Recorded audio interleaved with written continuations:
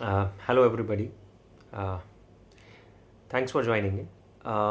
In last video, we were discussing about the importance of Bhagavad Gita and other Hindu scriptures uh, in this modern world, and we discussed how they can play a beautiful role in achieving success and happiness in our life. While discussing, we get to a point where we understood that the soft skills or the psychological aspect of us, which we can call as a personality, our way of thinking, or in common term we can call it a mind, how mind plays an important role.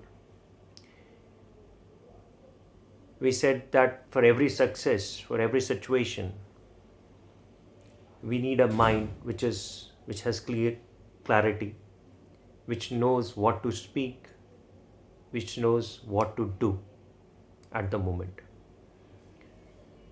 So, in this video, let's just delve into more about it because it's very important. हम आज के दौर में हम कोई भी चीज़ क्यों करते हैं और क्यों पढ़ते हैं, जब तक हमें उसका फ़ायदा नहीं लगता we don't do it. I personally don't do it and I don't expect others will be also doing it. जब तक ये नज़र नहीं आएगा कुछ फ़ायदा है, तब तक I think I will not touch any thing, right? Same is a case with everybody, I believe so. तो how our personality and how our mind, for that matter, plays an important role in determining success in our life.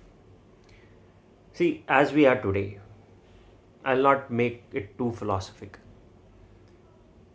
What we know about us, we know that we have this body, and there is something within this body, we call it mind, which thinks, which decides, which determines, which analyzes, which chooses, which feels, which thinks, right?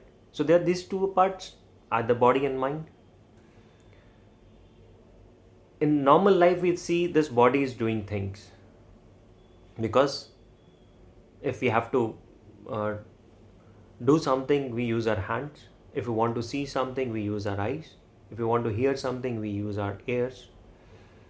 And if we want to speak, we want to use our mouth, for that matter. But who controls everything? What we speak, who determines what we have to speak? It's, I think, something within, which is mind. What we want to do, who determines that? Again, mind. How much time we have to devote learning a skill, who decides that? It's mind. Whether we have learned a particular skill, a particular thing or not, who decides it?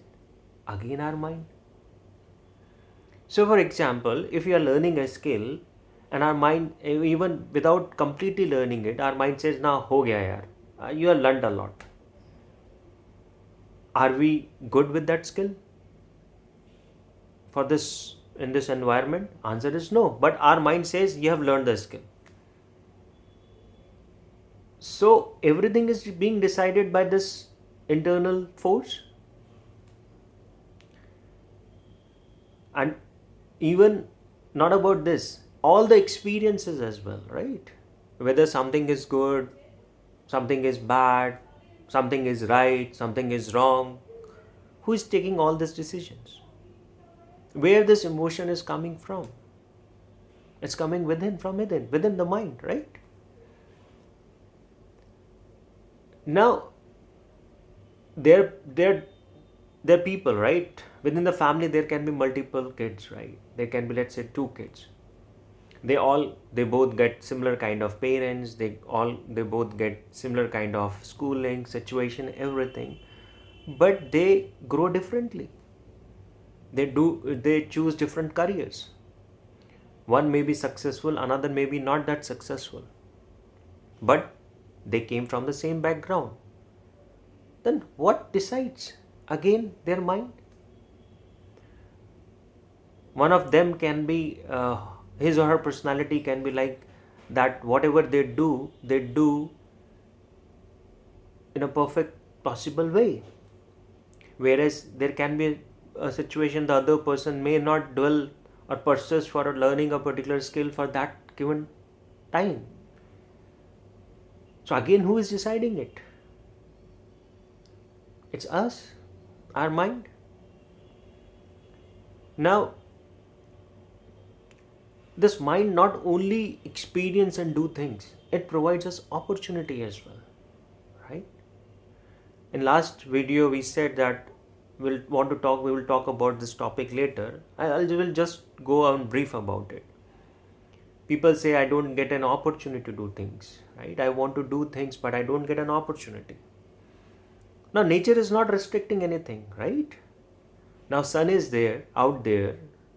It's open, free for everybody, right?